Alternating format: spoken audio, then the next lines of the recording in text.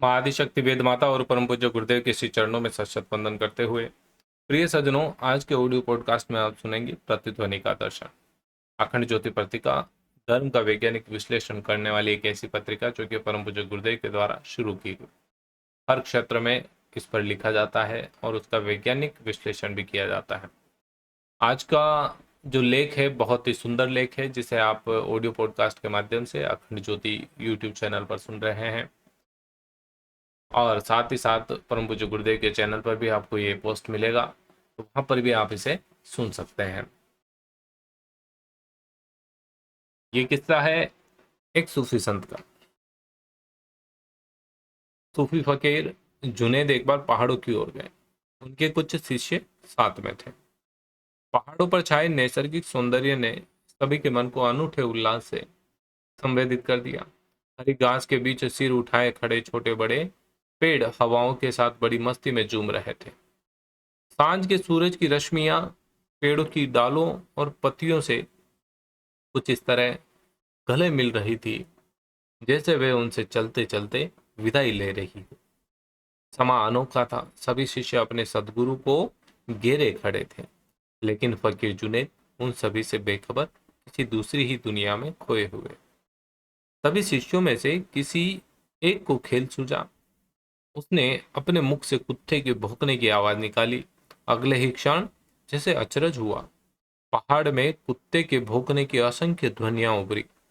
दरअसल ये पहाड़ों में गूंजने वाली प्रतिध्वनि थी, जो कुत्ते की आवाज निकालने की प्रतिक्रिया स्वरूप उभरी थी। यह खेल एक दूसरे शिष्य को भी अच्छा लगा। उसने गले से कोयल की सुरीली आवाज निकाली। पहाड़ों में अनोखी रीति से कोयल की कुहू कुहू कूकने की आवाज सुनाई दी। बहुत ही मधुर ध्वनि थी। शिष्यों का यह खेल देखकर फकीर जुनेद मुस्कुरा उठे। क्षण भर रुककर वह कुछ सोचते हुए बोले कि बच्चों, संसार की रीति भी यही है। उसकी ओर हम जो भी फेंकते हैं, हम पर वही किसी न किसी तरह से वापस लौट आता है। फूल फूल ले आते हैं और कांटे सब और कांटे बिखरा देते हैं। प्रेमपूर्ण हृदय के लिए सारा जगत प्रेम की वर्षा करने लगता है और घृणा से भरे व्यक्ति के लिए सब तरफ पीड़ादायी लपटें जलने लगती है। जुनेद की बातों ने सभी शिष्यों के मनों को एक बार की खींच लिया। खेल में लगी उनकी मानसिक वृत्तियां अपने सदगुरु की बातों की ओर बरबस आकर्षित हो गई। सभी की सोच का रुख बदल गया। इतनी देर में प्रकृति भी वहां अपना रुख बदलने लगी। सांझ के आकर्षण में बंद कर सूरज कहीं पश्चिम दिशा में छिप गया। अब कहीं किसी तरफ उसके दर्शन नहीं हो रहे। स्वयं संध्या ने भी निशा के परिधान पहन लिए। सितारों और चांद के सुयोग संयोग से उसका सौंदर्य सद्गुणित हो गया। चांद से बरसती चांदनी ने सारे वातावरण में एक अलौकिक मोहकता भर दी थी। इस परिवर्तित वातावरण में शिष्यगण भी अपने सदगुरु को घेर कर बैठ गए। सभी के मुख पर जिज्ञासा की सघन आभा झलक रही थी। फकीर जुनेद भी अपने शिष्यों की भाव दशा से वाकिफ थे। आखिर शास्त्र वचन और सत्पुरुष भी तो सदगुरु को इसी रूप में पहचानने पर बल देते हैं। उनका कहना है कि सदगुरु वही है जो शिष्यों की अंतर्दशा पहचाने, उनकी मनोभूमि को उर्वर बनाकर उसमें ज्ञान के बीज बोए, इन बीजों के अंकुरण की उचित व्यवस्था जुटाए, उन्हें अपने तप साधन का खाद पानी दे। इसी उद्देश्य से जुनेद उन्हें एक बौद्ध कथा सुनाने लगे। सभी शिष्य अपने सदगुरु के वचनों को सुनने के लिए उत्सुक थे। जुनेद उनसे कह रहे थे कि एक बार एक छोटा लड़का पहली दफा अपने गांव के पास वाले जंगल में गया।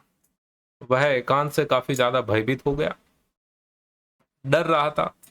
जंगल में उभरने वाली आहटें और आवाजें उसे बार बार चौंका देती थी। अभी उसने कुछ ही कदम आगे बढ़ाए थे कि उसे झाड़ियों में कुछ सरसराहट जैसी आवाज सुनाई पड़ी। उसने सोचा, जरूर कोई व्यक्ति मेरा पीछा कर रहा है। अपनी इस आशंका से भयभीत होकर वह जोर से चिल्लाया, कौन है? उसकी आवाज जंगल की पास वाली पहाड़ियों से टकराई और चारों ओर जोरदार प्रतिध्वनि गूंज उठी, कौन है? अब तो उसे वहां पर किसी के छिपे होने का पूरा यकीन हो गया। डरा हुआ तो वो पहले से ही था। अब तो उसके हाथ पांव कांपने लगे, दिल की धड़कनें बढ़ गई, लेकिन अपने को हिम्मत देने के लिए उसने अपनी कल्पनाओं के अनुसार छिपे हुए आदमी से कहा, डरपोक कहीं का। जवाब में प्रतिध्वनि हुई, डरपोक कहीं का। इस प्रतिध्वनि को सुनकर वह कुछ ज्यादा ही डर गया। फिर भी उसने आखिरी बार हिम्मत करके शक्ति जुटाई और चिल्लाया, मैं तुम्हें मार डालूंगा। उत्तर में पहाड़ और जंगल भी जोरों से चिल्लाए, मैं तुम्हें मार डालूंगा। अब तो उसकी रही सही हिम्मत भी जवाब दे गई।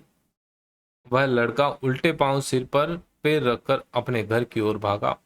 उसके खुद के पैरों की प्रतिध्वनि उसे ऐसी लगती थी जैसे वह आदमी उसका पीछा कर रहा था। लेकिन अब उसमें ना तो पीछे मुड़कर देखने का साहस था, न ही लौटने की थोड़ी सी भी हिम्मत बाकी बची थी। भागते भागते वह जैसे तैसे अपने घर पहुंच गया। हांफता हांफता घर के दरवाजे पर जाकर गिर गया, बेहोश हो गया। उसकी माँ ने उसके सिर को अपनी गोद में रखा, मुंह पर पानी छीटा, आंचल से हवा की, और थोड़ी देर बाद उसे होश आया। होश में आने पर उसने सारी बात अपनी माँ को बताई। सारा किस्सा सुनकर माँ बहुत जोर से हंसी। अरे बस इतनी सी बात है, इसमें इतना डरते क्यों हो? कल तुम फिर से वहीं जाना, और जो मैं बताऊं वह तुम उस रहस्यमय व्यक्ति से कहना। मैं तो उसे भली भांति परिचित हूँ, वह तो बहुत ही भला और प्यारा आदमी है। माँ की बात सुनकर वह लड़का फिर से उसी जंगल में गया। अब की बार उसने जाकर कहा, मेरे प्यारे मित्र। जवाब में प्रतिध्वनि आई, मेरे प्यारे मित्र। इस मैत्रीपूर्ण ध्वनि ने उसे आश्वस्त किया। उसकी हिम्मत और शक्ति बढ़ गई। अब की बार उसने कहा, मैं तुम्हें प्रेम करता हूं। उत्तर में पहाड़ों जंगलों सभी ने उसी मिठास के साथ दोहराया, मैं तुम्हें प्रेम करता हूं। इस कथा को सुनाते हुए जुनैद ने अपने शिष्यों से कहा, यह प्रतिध्वनि की कथा ही तो अपने जीवन की कथा है। अरे हम सभी भी इस संसार रूपी जंगल में उस छोटे से लड़के की तरह अजनबी है, जो अपनी ही प्रतिध्वनियों को सुन सुनकर भयभीत होते रहते हैं। हमारी अपनी वास्तविक स्थिति यही है। यह कहते हुए जुनैद थोड़ा गंभीर हुए और शिष्यों की ओर देखते हुए बोले, मेरे बच्चों, ये याद रखना कि मैं मार डालूंगा ये प्रतिध्वनि है, तो मैं तुम्हें प्रेम करता हूं यह भी प्रतिध्वनि है। पहली प्रतिध्वनि से छूटकर दूसरी प्रतिध्वनि में आसक्त हो जाना बचपने से छुटकारा नहीं है। ज्यादातर लोग पहली प्रतिध्वनि से घबराते हैं तो दूसरी प्रतिध्वनि की आसक्ति में उलझकर मोहग्रस्त हो जाते हैं। हालांकि बुनियादी तौर पर इन दोनों में कोई फर्क नहीं, बचकानापन दोनों में ही है। जो ज्ञानी है वह दोनों के भ्रमों से मुक्त होकर जीते हैं, क्योंकि वे जानते हैं कि जिंदगी की सच्चाई प्रतिध्वनि में नहीं है, बल्कि स्वयं अपने आप में निहित है। साथियों, ये प्रसंग आपको कैसा लगा? अच्छा लगा तो लाइक शेयर करिए और हमारे साथ जुड़िए। जय श्री राम।